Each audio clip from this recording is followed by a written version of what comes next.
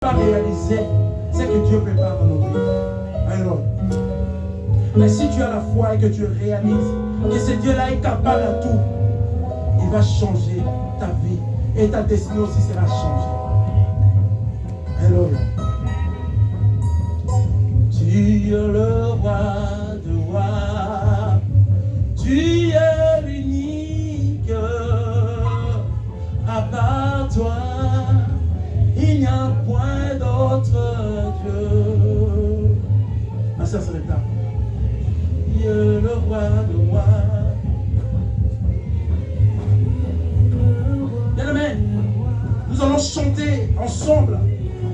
Mais je veux que ton cœur parle à Dieu. Même si tu ne vas pas parler avec ta bouche, mais ton cœur au moins parle à Dieu. Parce que tu connais le problème qui embête ta vie ce soir. C'est Dieu là et Alpha Oméga pour ta vie. Tu es le roi des rois. Jésus. Tu es l'unique. Jésus. À part toi, il n'y a point d'autre Dieu. Tu es le roi des rois. Seigneur Dieu. Tu es l'unique. Merveilleux Dieu, merci. À part Alléluia. toi, il n'y a point d'autre Dieu. Oui, tu es le roi.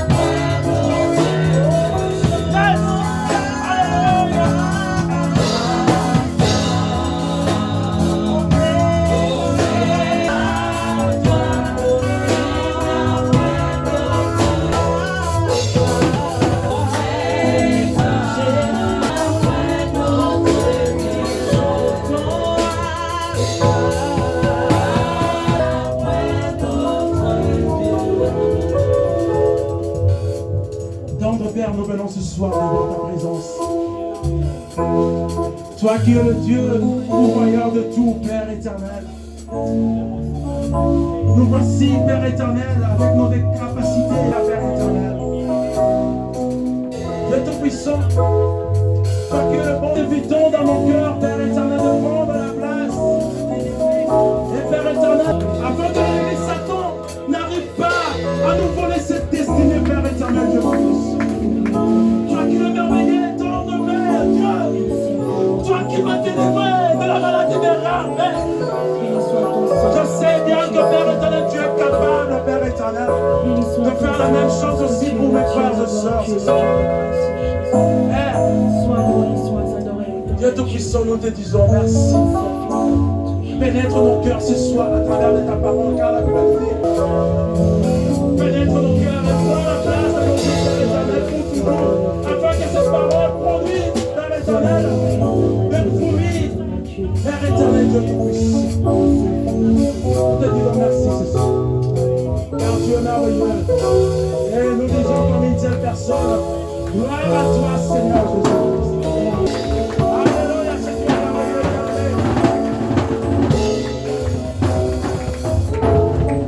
Quand je dis c'est Dieu merveilleux, moi je ne sais pas qu'est-ce que ce Dieu fait dans ta vie. Mais moi je sais bien que c'est Dieu merveilleux parce qu'il fait des grandes choses dans ma vie. L'action de Dieu. Et quand tu provoques la gloire de Dieu, Dieu va réagir. Alléluia. Et c'est Dieu, comme la Bible le dit, il ne dort jamais, il ne sommeille jamais. Il est là pour moi et toi. Et j'ai béni beaucoup le nom du Seigneur pour ça. Nous allons passer le temps au groupe à la louange et l'adoration. Prions et plutôt chantons ensemble avec le groupe d'adoration pour la gloire de Dieu. Ce soir, ce n'est que par la grâce de Dieu. Et nous devons vraiment la gloire. Oh, non. Alléluia. Chantons ensemble avec le groupe d'adoration. Ma maison résistera. Ma maison est en Jésus. Je bâtis sur les rochers. Ma maison, la tempête. Ma maison résistera. Ma maison est en Jésus. Je bâtis sur les rochers. Et quand viendra la tempête, ma maison résistera. Ma maison est en Jésus. Je bâtis sur le rocher. Et quand viendra la tempête, ma maison résistera. Ma maison est en Jésus. Oh oui, je bâtis sur le rocher. Et quand viendra la tempête, ma maison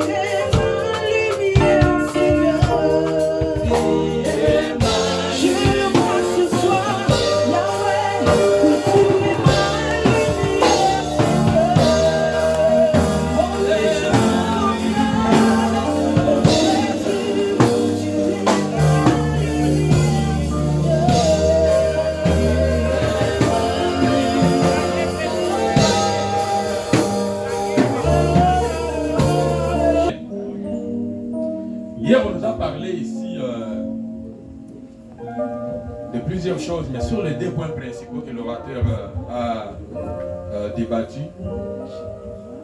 je crois que vous avez retenu que sur le chemin de ta destinée, de notre destinée, si tu manques l'encadrement, si tu manques de coach, bien sûr qu'il y avait une destinée sur ta vie, mais tu peux aller à côté et ne pas atteindre ton objectif parce que tu as manqué un coach. Mais toujours sur ce même point, des fois il y a des coachs, mais ce sont les joueurs qui ne veulent pas s'adapter avec les coachs. Ça peut arriver, il y a les coachs, les bons coachs sont là, mais tu ne t'approches pas de ces coachs-là, tu ne vas pas atteindre ta destinée. Même en ce qui concerne l'ignorance aussi, il y a de bons instructeurs qui sont là, mais tu ne t'approches pas pour recevoir l'instruction. Tu vas la manquer, tu vas rester ignorant et tu ne vas pas atteindre ta destinée. Et c'est pourquoi, si on interrogeait aujourd'hui les cimetières et que Dieu ouvrait le livre pour voir cette personne qui a enterré ici, voici la destinée qui était pour lui. Et puis on regarde, on voit qu'il n'a pas atteint cet objectif-là, tout simplement parce que soit il a manqué d'encadrement, ou il a refusé d'être encadré, ou il a été ignorant parce qu'il n'a pas voulu apprendre, ou il n'y avait pas de gens pour lui apprendre. Mais toi et moi, nous avons une chance. Toi et moi, nous sommes chanceux. Je croyais entendre un gros amen. Je te dis que toi et moi, nous sommes chanceux. Amen. Parce qu'aujourd'hui, quand nous parlons par exemple de David, quand nous parlons de Gédéon, quand nous parlons de tous ces gens-là, eux peut-être ils n'avaient pas une référence, mais toi et moi nous avons une référence. Donc, je nous exhorte vraiment pendant ces jours, soyons très attentifs pour écouter tous ces messages. Dieu ne déplace pas son serviteur pour rien. S'il l'a déplacé, il a un message pour l'Église. Et ce message est pour toi, ce message est pour moi. Sois quelqu'un qui veut ravir tout. Essayez de prendre le maximum possible. Donc, prenez votre cahier, prenez votre téléphone. Vous pouvez même enregistrer. Enregistrer pendant qu'il est en train de parler. Nous ne sommes pas ici dans Al-Qaïda où on dit, bon, je suis en train de faire mes affaires, personne ne va enregistrer. Non, ouvre ton téléphone, enregistre. Tu vas aller écouter. Et même quand le pasteur Jean-Marc va mettre encore ça sur le réseau, mais si tu refuses d'écouter, tu dis, ah, il a dit les choses là. On a toujours entendu ces choses là. Tu vas rester toujours, c'est ce qu'on appelle dans ma langue Kankonde. Kankonde, c'est-à-dire quelqu'un qui ne grandit pas, il reste toujours chétif. Il est toujours comme ça, il tourne là où il est et il n'avancera jamais. On l'appelle Kankonde. Mais je ne vais pas avoir des Kankonde ici. Amen. Je vais avoir ici des hommes et des femmes qui sont en train de grandir spirituellement. Nous allons donner nos offrandes à la fin du message, mais je nous exhorte qu'aujourd'hui, avant de sortir ici, vous allez donner l'offrande que vous aviez déjà préparée, peut-être à votre façon.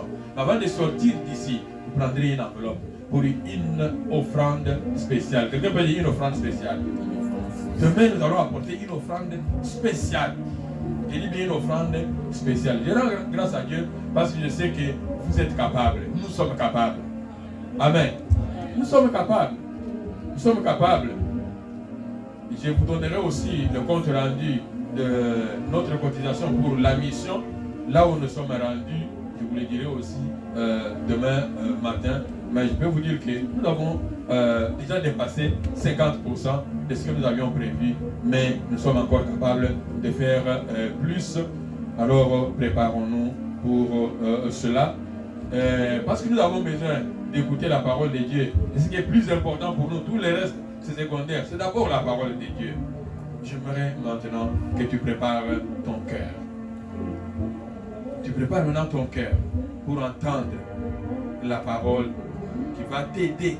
Cette parole qui y est encore aujourd'hui comme ton coach, qui est aussi comme l'instruction que tu prends pour pouvoir avancer vers ta destinée. Parce que, je peux te dire, mon frère, ma soeur, ne regarde pas ton âge.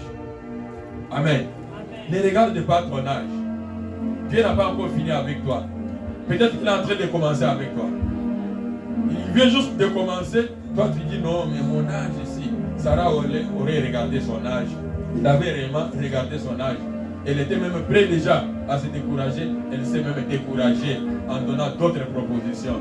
Mais Dieu est souverain. Il accomplit toujours ce qu'il a prévu. Dieu a prévu quelque chose pour toi. Et ce soir, ne le rate pas. Nous allons nous tenir debout avec une bonne main d'acclamation pour accueillir l'homme de Dieu qui va nous parler maintenant.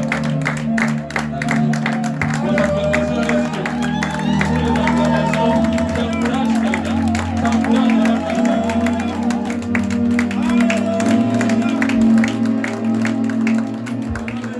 Je salue aussi le pasteur Benedicto qui vient aussi participer avec nous.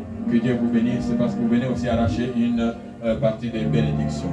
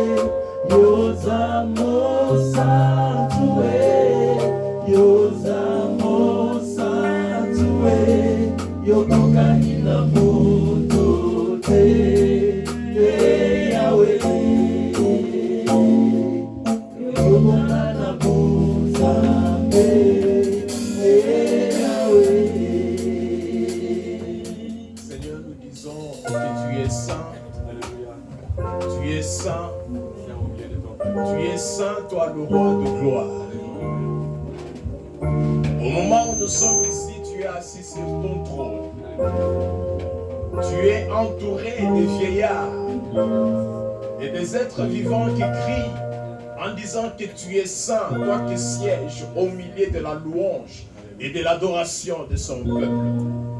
Laisse que cette adoration puisse t'élever davantage au-dessus de tout. Nous voulons que nous puissions ce soir disparaître, mais que tu apparaisses dans nos vies.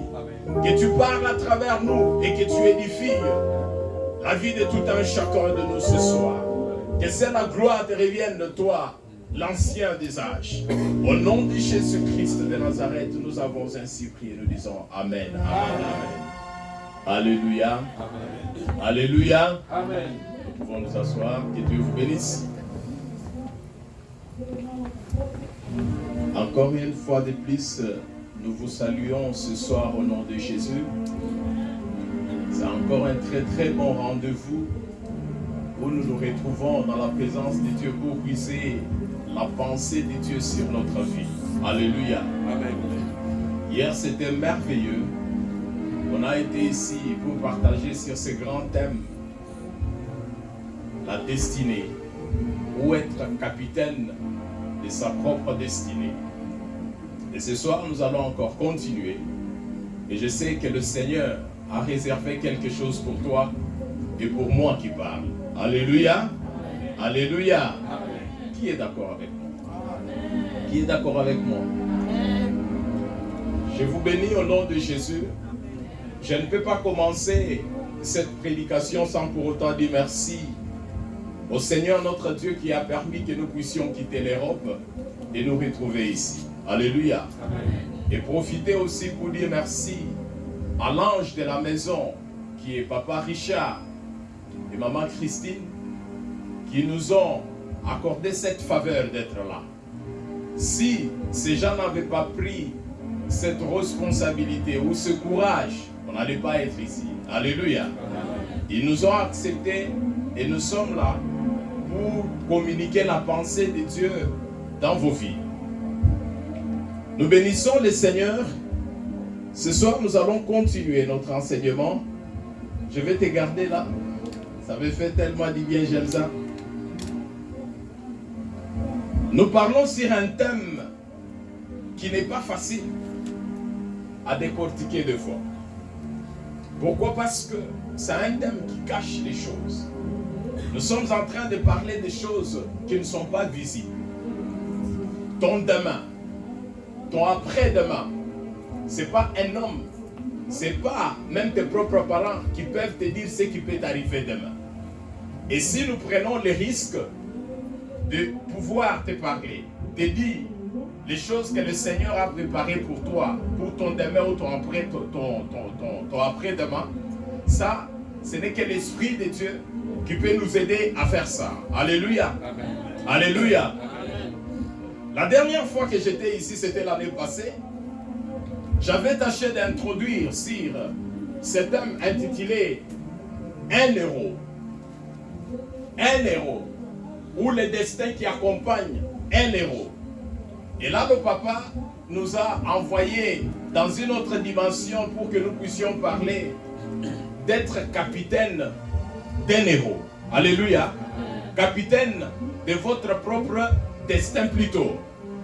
Mais ce soir, je vais choisir juste dans ce petit thème pour que nous puissions décortiquer et continuer notre message tel que nous l'avons commencé hier.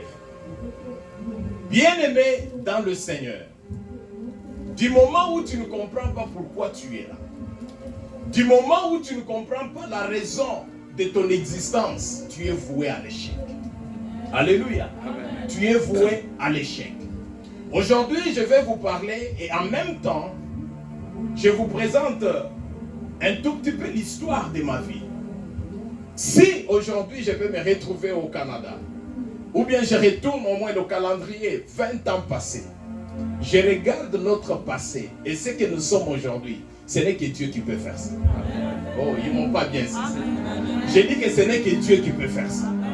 Ça peut peut-être être le même cas aussi avec toi. Mais mon cas était plus fort, plus dur que le sien. Ils ne m'ont pas bien saisi.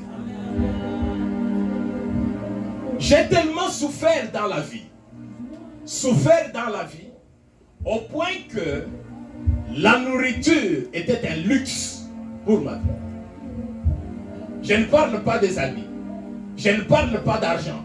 J'ai dit manger était un luxe. Si je vois une casserole en train de bouillir là-bas, je dis oh gloire au Seigneur, aujourd'hui je vais manger. Amen. Le destin de quelqu'un. Mais j'ai parcouru aujourd'hui plus d'une centaine de pays dans l'espace de moins de temps. Pourquoi? Parce que je m'étais révolté. Je m'étais révolté. Et je ne crois pas avoir fait une fois, deux semaines ou 3 semaines au même pays, au même endroit. Je ne sais pas. Je ne me rappelle pas. Pourquoi? Parce que le Seigneur a parlé. Pourquoi? Parce que un homme a compris que non, il faut que je change l'histoire de ma propre vie. Il faut que je quitte d'un coin pour aller dans un autre coin. La chose qui nous tue, ou la chose qui nous dérange beaucoup plus, c'est ce que nous avons dit hier dans la conclusion du message d'hier, c'est l'ignorance de la vie. Quand tu ne connais pas la raison pour laquelle tu vis, tu vas vivre comme tout le monde. Et tu vas mourir, ne pas atteindre l'objectif de ton destin. Mais ce que je cherche, c'est qu'à partir de ce message que nous sommes en train de partager, que quelqu'un d'autre soit révolté dans son esprit. Aujourd'hui, toi, tu n'es pas peut-être pauvre, tu n'es plus en Afrique, tu n'es plus je ne sais où, tu es au Canada. Mais ce n'est pas le Canada qui fait le bonheur des gens. Ce n'est pas le fait de rouler dans une belle bagnole que tu peux dire que tu as atteint l'objectif de ta vie. Ce n'est pas ça. J'ai toujours dit que la bénédiction n'est pas liée à l'argent. La bénédiction, ce n'est pas ce que nous portons. La bénédiction, c'est un état d'esprit. C'est là-bas que quelqu'un est béni. Tu es béni là-bas. Ce n'est pas ce que nous voyons. Pourquoi? Nous avons vu des gens qui sont millionnaires aujourd'hui. Après 5 ans, 6 ans, ils sont piétons. Ils sont incapables de s'acheter même une chemise. Le destin. Le destin. Le destin. Le destin. Ce que tu étais hier, ou ce que tu es aujourd'hui, n'est pas forcément ce que tu seras demain. Ça, tu dois au moins connaître comme ça. N'est pas forcément ce que tu seras demain. Ton passé n'a rien à voir avec ton futur. Pourquoi? Parce que le futur est caché entre les mains de Dieu. Mais nous devons être comme des capitaines tout autour de ce que Dieu a prévu pour nous, pour que nous puissions atteindre ça. J'ai essayé d'expliquer hier, et j'ai expliqué parce qu'il y a trop de contradictions autour de ça. Je vous ai donné juste un exemple en disant que si nous pouvons parler peut-être en disant que le destin c'est quelque chose qui a été déjà tracé par Dieu. Est-ce que quand on commet le péché, on se lève, on se prostitue, on part voler, on part tuer, est-ce que c'était déjà planifié dans le plan de Dieu que ça se passe comme ça? Je vous ai dit non. Je vous ai dit non. Deutéronome 30 nous a dit hier ceci, que je prends à témoin les ciels et la terre. Je mets devant toi la bénédiction et la malédiction, la vie et la mort. Mais toi, choisis la vie pour que tu vives. Pas seulement toi, même ta génération. La réussite dans la vie, c'est un choix. C'est un état d'esprit. C'est une révolte, je dirais, une révolution que quelqu'un peut soulever en lui pour avancer et percer. Tous ces gens que nous voyons aujourd'hui, tous ces gens que nous sommes en train de regarder qui sont des millionnaires, je te dis et je te rappelle que ces gens ont été comme nous. Ils sont sortis dans un ventre d'une femme un jour. Ils étaient aussi bébés. Ils étaient aussi frappés un jour. Mais aujourd'hui, ils ne sont pas comme toi. Pourquoi? Pourquoi? Pourquoi? C'est ça la question que nous devons connaître. Je viens d'une famille où quand je suis sorti dans cette famille, et ça coïncidait avec les réveils de l'église au Congo. Et quand j'ai rencontré le Seigneur Jésus, nous étions tellement révolutionnés qu'on a aimé les choses de Dieu. Nous sommes allés au-delà de ce que les gens attendaient. On a compris que non. Quelqu'un peut changer l'histoire de sa propre vie sans tenir compte du passé ou de là où il est sorti. Et je ne savais personne dans ma famille. Parmi mes parents, mes arrière-parents, quelqu'un qui s'est acheté un vélo. Je ne le connaissais pas. Mais je m'étais dit, moi je serai le premier dans cette famille. Je serai le premier dans cette famille. J'étais assis tel que tu es assis. J'entendais des gens parler comme je parle aujourd'hui. Je m'étais dit, s'il dit ça, il me dit à moi. Je dois me révolter pour changer l'histoire de ma vie. Et aujourd'hui, il y a des gens qui portent mon nom, que je ne connais même pas. Alléluia. Alléluia. L'affaire du destin. L'affaire du destin. Dans plusieurs pays là où je passe, moi quand j'étais en Afrique, je pensais peut-être que les gens qui sont en Europe, ils sont arrivés. Ces gens-là sont plus proches du ciel. Mais quand je suis arrivé, quand j'ai côtoyé ces gens, j'ai vite compris que nous sommes encore sur la terre. Nous sommes encore sur la terre des hommes. Les gens qui pleurnichent, les gens qui m'aumônent, les gens qui râlent, les gens qui sont en train de regretter de la vie, mais aussi longtemps qu'ils sont en Europe. Et là où ils sont, il y a des gens qui sont sous la mer quand je vous parle ici. Ils sont là dans des bateaux en train de courir pour venir vers l'Europe. Et à chaque fois quand on est sur Paris, vous êtes en plein Paris, en pleine ville de Paris, vous verrez qu'il y a des tentes partout. Des tentes partout. Où il y a ces réfugiés qui viennent là. Je me dis seulement pendant la période de froid, comment ils font pour vivre? Nous sommes dans les livres des Juges, au chapitre 11, 1 à 11.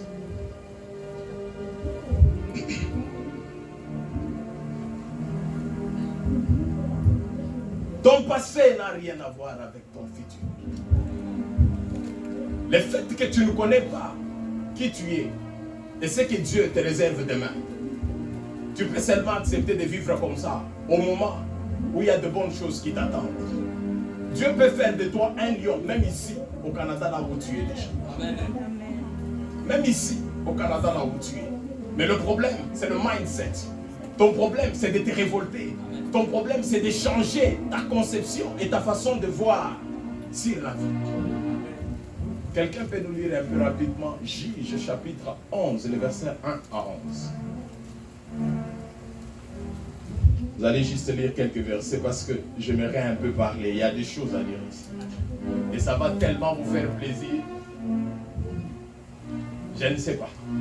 Juge 11, chapitre 1, verset 1 plutôt à 11. Lisez un peu à autre. Juge 11, chapitre 1. Chapitre 11, verset 1 à 11. Nous lisons au nom de Jésus-Christ de Nazareth. Jephthé, le Galatite, était un vaillant guerrier. Il était le fils d'une prostituée et son père était un certain Galat. La femme des Galates lui donna deux fils qui, devenus grands, chassèrent Jephthé et lui dirent: tu n'auras pas l'héritage dans la famille de notre père, car tu es le fils d'une autre femme. Jephthé s'enfuit loin de ses frères et habita dans le pays des Tob. Les Vauriens se rassemblèrent à ses côtés et ils se faisaient avec lui les expéditions guerrières. Quelque temps après, les Ammonites firent la guerre à Israël. Face à cette situation, les Assyriens des Galates allèrent chercher Jephthé au pays des Tob. Ils lui dirent: viens, tu seras notre chef et nous combattrons les Ammonites. Jephthé répondit aux Assyriens des Galates: n'avez-vous pas eu de la haine pour moi et m'avez-vous pas chassé de ces monts de chez mon père? Pourquoi venez-vous vers moi maintenant que vous êtes dans la détresse? Les Assyriens des Galates dirent à Jephthé: nous révérons vers toi maintenant afin que tu marches avec nous, que tu combattes les Ammonites et que tu sois notre chef, celui de tous les habitants des Galates. Jephthé répondit aux Assyriens des Galates: si vous me faites venir pour combattre les Ammonites et que l'Éternel me livre, je serai votre chef. Les anciens de Galates dirent à Jephthé: que l'Éternel soit témoin entre nous si nous ne faisons pas ce que tu dis. Vous pouvez vous arrêter là, mon bien-aimé. Que Dieu bénisse sa parole. Le verset 3 nous dit: et Jephthé s'enfuit loin plutôt de ses frères, et il habita dans le pays de Tob, des gens de rien. Je souligne là-bas. Les gens de rien. C'est-à-dire, si nous voulons peut-être reprendre ça en lingala, Batupamba, Akutanakina Batupamba. Tout le monde parle lingala. Batupamba, Bantu Bachana. Il a rassemblé autour de lui les gens de rien. Auprès de Jephthé. Et il faisait avec lui des excursions. Alléluia. Alléluia. Hier, j'ai essayé un peu de définir ce que c'est être un capitaine. Qui est un capitaine? Et nous avons essayé de définir aussi qu'est-ce qu'un destin. Parce que avant de décortiquer un message, il faut d'abord comprendre le sujet en question qui est présenté. Qui est un capitaine et qu'est-ce qu'un destin ou une destinée? Nous avons dit qu'un destin, c'est une force spirituelle qui semble nous être imposée sans qu'aucune de nos actions ne puisse changer. Quelque chose qui pèse sur nous, que nous, en tant qu'humains, nous sommes incapables de changer. Et nous avons essayé d'expliquer quelles sont ces choses auxquelles nous sommes incapables de changer. Et nous sommes allés plus loin. Nous avons touché la définition de ce qu'on appelle un capitaine. Nous avons dit un capitaine, c'est qui? Un capitaine est défini comme étant quelqu'un qui est en tête des troupes. Et nous avons dit en latin, on appelle ça capitus, qui signifie qui est en tête, qui évoque les commandements. Et nous vous avons expliqué ce que c'est évoquer les commandements. C'est le synonyme d'être un commandant. Nous voyons dans une équipe de football où nous avons un capitaine qui doit gérer l'ensemble des joueurs. Et nous avons ces mots qui se répètent encore dans l'armée, où nous avons celui qui dirige, appelé aussi le capitaine. Et je vous ai présenté ça au niveau du transport, où nous voyons celui qui conduit les bateaux, on appelle un capitaine. Alléluia. Alléluia. Et je vous ai donné le verset où nous avons lu hier, où on parlait de l'enfant, dans Galates.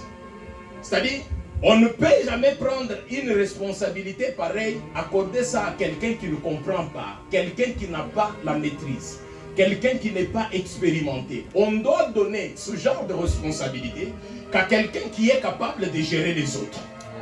Quelqu'un qui est capable de commander les autres. Et ton destin a besoin d'une commande. Ton destin a besoin d'être géré. Ton destin a besoin d'être protégé. Du moment où tu n'es pas encore arrivé à la hauteur de gérer, c'est impossible que tu puisses être appelé un capitaine, un gérant de tout un destin.